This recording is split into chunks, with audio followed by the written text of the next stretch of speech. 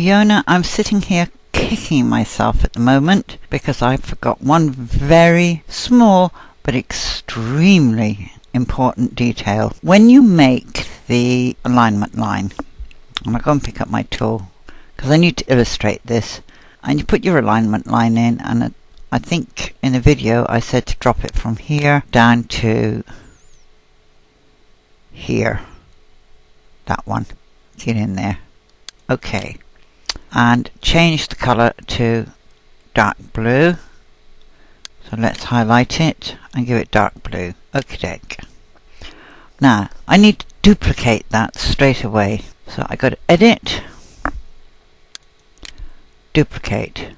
Even before I do the other half of the design. There's the duplicate. So I need to change the color of that one. And we'll make that one gold. Okay, now you can see that. Then I duplicate that. Edit, duplicate. And I flip it horizontally and move it over into position. I'm so annoyed with myself over forgetting to tell you that one simple little detail. I mean, it isn't necessary to use my other computer cut in then to let me know that they'd updated my AV software.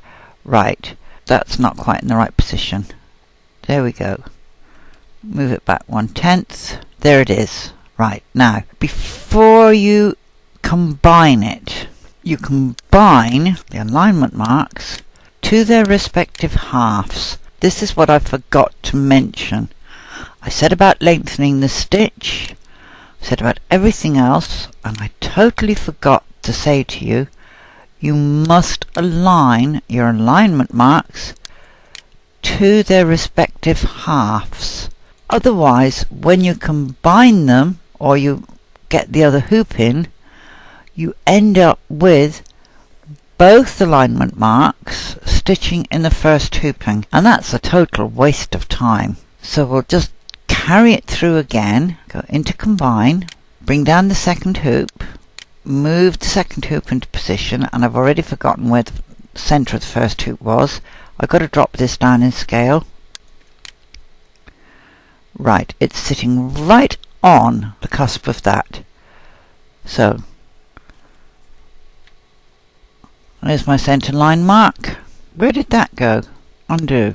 Don't know. Oh, wow, I shot across the screen, didn't I? How do I get back over there? And you're not up here. Everything has changed all of a sudden. Right, I'll try it again. I think I must have touched my mouse as I was using my arrow key. I'll just stop giving myself frights like that. I move that center mark so it sits right on the cusp of that shape to match that one. There it is.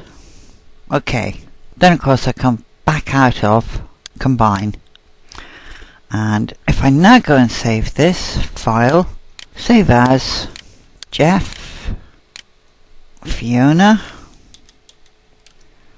and I'll have to call this one 3. Right, it takes me to this screen.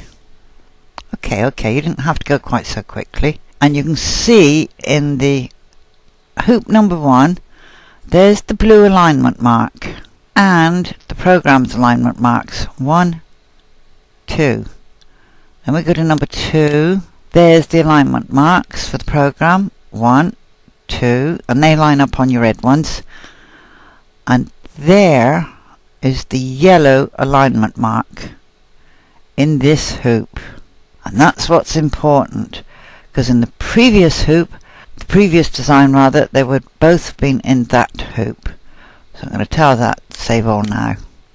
Thank you. Very good of you. I'll close that now and close this screen. Let's bring back the 140 by 200. Open. Fiona, Jeff. Give me the Jeff, please.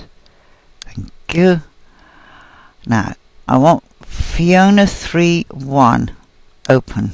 There is the blue alignment mark, and it's stitching last. There it is.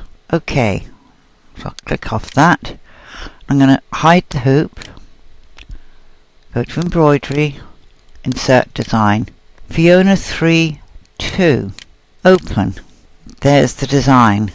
I'll move it over with my right arrow key, keeping my hands well away from my mouse because I don't want to lose the whole thing off the screen again. And keep going and keep going. I'm going to take it too far to begin with, because this is what you'll be doing.